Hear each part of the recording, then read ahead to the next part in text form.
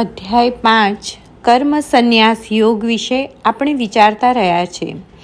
જે માણસ કામ અને ક્રોધના વેગને સહન કરી શકે છે તે માણસ સુખી છે તેમ ભગવાન આપણને બતાવી રહ્યા છે.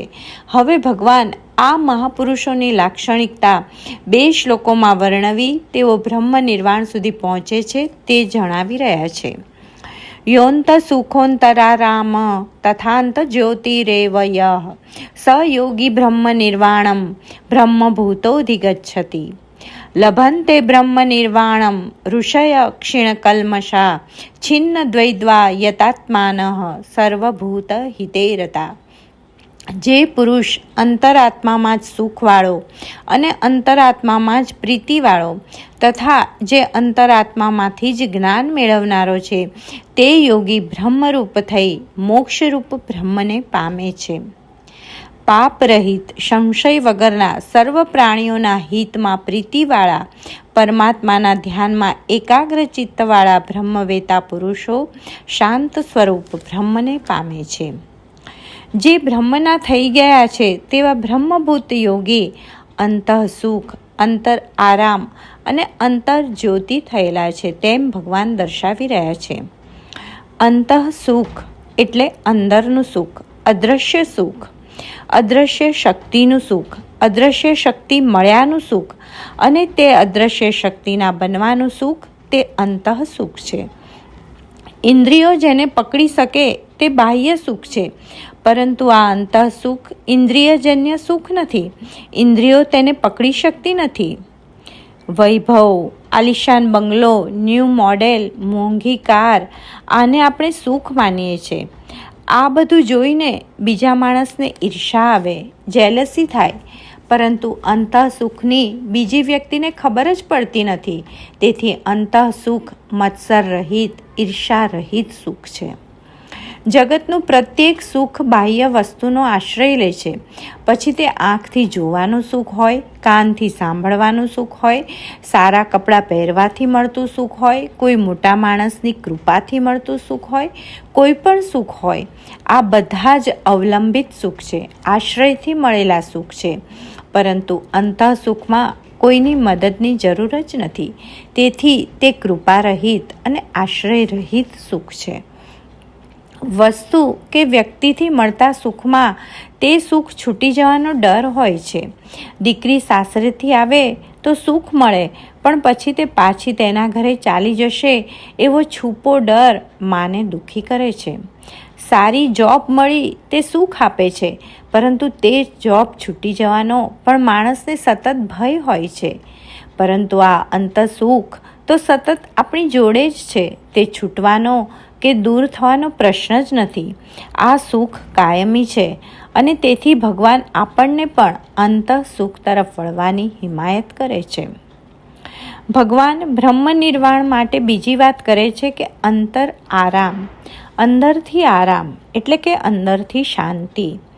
શરીરથી, ઇન્દ્રિયથી, મનથી, બુદ્ધિથી જેટલા આપણે અંદર જઈશું તેટલી કાયમી શાંતિ, સ્થિર શાંતિ મળશે.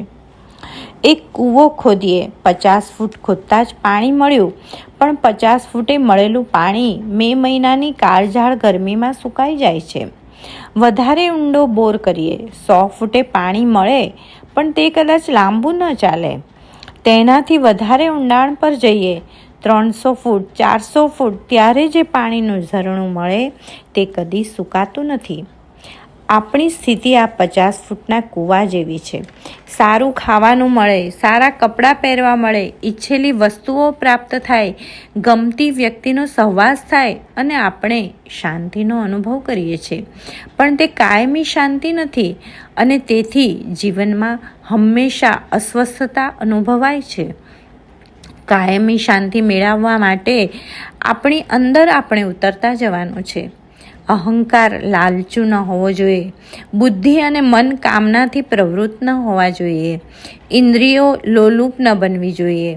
વસ્તુ આવવાની હોય તો આવે અને જવાની હોય તો જાય. અંદર ખળભળાટ ન થવો જોઈએ.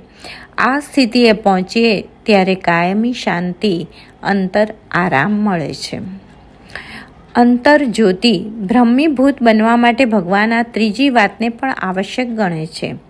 અંતરજ્યોતિ એટલે હું ભગવાનનો અંશ છું, હું જ્યોતિરૂપ છું, તેનો અહેસાસ થવો જોઈએ. જીવનમાં સાત્વિકતા ટકાવવાની છે. સાત્વિકતા એ પોલિસી નહીં પણ પ્રિન્સિપલ, સિદ્ધાંત બનવી જોઈએ. તો જ જીવનમાં નૈતિકતા ખુલે, સુસંસ્કારિતા આવે.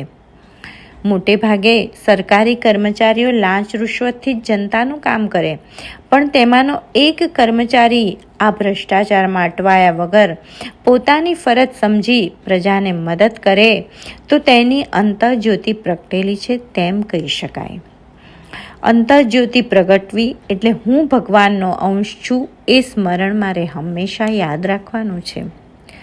સારા વિચારો આવવા ત્યાં સુધી જ અંતરજ્યોતિનો પ્રશ્ન નથી, પણ તે હાથથી પ્રભુને ગમતા કાર્યો થવા લાગે અને પ્રત્યેક વ્યક્તિ સાથે પ્રભુ પ્રેમની ભીનાશ ચિત્તમાં ઊભી થવા લાગે તે અંતરજ્યોતિની સ્થિતિ છે તેમ કહી શકાય.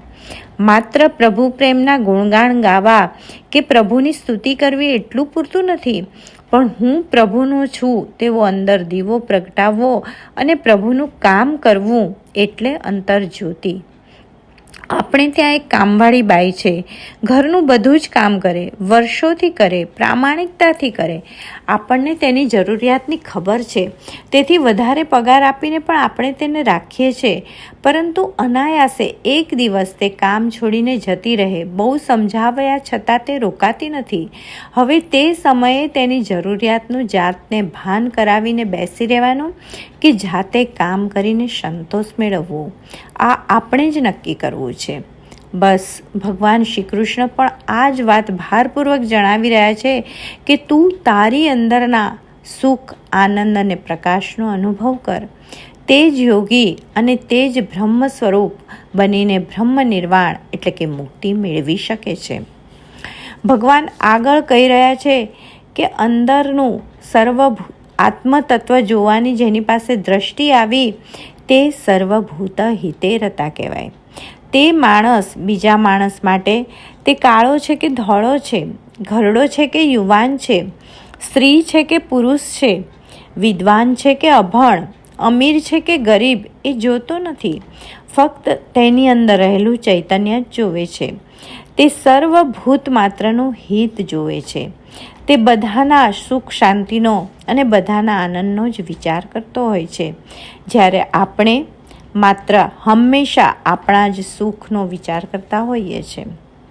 એટલે કે સર્વભૂત હિતેરતામાં સમગ્ર સૃષ્ટિના એક એક ભૂત માત્રનું હિત અને આનંદનો વિચાર કરવાનો છે. આપણા સૌની સાહજિક નબળાઈ એ જ છે કે આપણે માત્ર સાંસારિક અને ભૌતિક પ્રવૃત્તિઓનું જ સમર્થન કરતા રહ્યા છે. આપણા પોતાના ધ્યેય શૂન્ય સંઘર્ષો, નિર્માલ્ય શ્રમ, અશ્રુપૂર્ણ થાક અને અતૃપ્ત આકાંક્ષાઓની પૂર્તિ પાછળ જ આખી જિંદગી આપણે પ્રયત્ન કરીએ છીએ. તે માટે કમાણી કરીએ, સંગ્રહ કરીએ છે, અર્થહીન વૃદ્ધત્વને સ્વીકારીએ અને અંતે અસહાયપણે મૃત્યુને વરીએ છીએ. આ જ આપણી જિંદગી છે. શ્રી કૃષ્ણ આપણી આ સમસ્યાઓને સમજીને અર્જુનના માધ્યમ દ્વારા આપણી સચોટ ચિકિત્સા કરે છે. આપણે આપણી ભીતર, આપણી અંદર કઈ રીતે ઉતરી શકીએ તે માટે ધ્યાનની પ્રક્રિયા પણ હવે બતાવી રહ્યા છે. બ્રહ્મભૂત થયેલા આ યોગીઓ વિષયોને બહાર રાખે, તેઓ નાક તરફ સતત ધ્યાન રાખે અને માનસિક સ્થૈર્યને માટે નાસિકાની વચ્ચે ફરતા રહેલા પ્રાણ અને અપાન વાયુને, શ્વાસ અને ઉચ્છ્વાસને સમ કરે છે. આપણા પ્રાણ અને અપાનની વચ્ચે વિષમતા છે.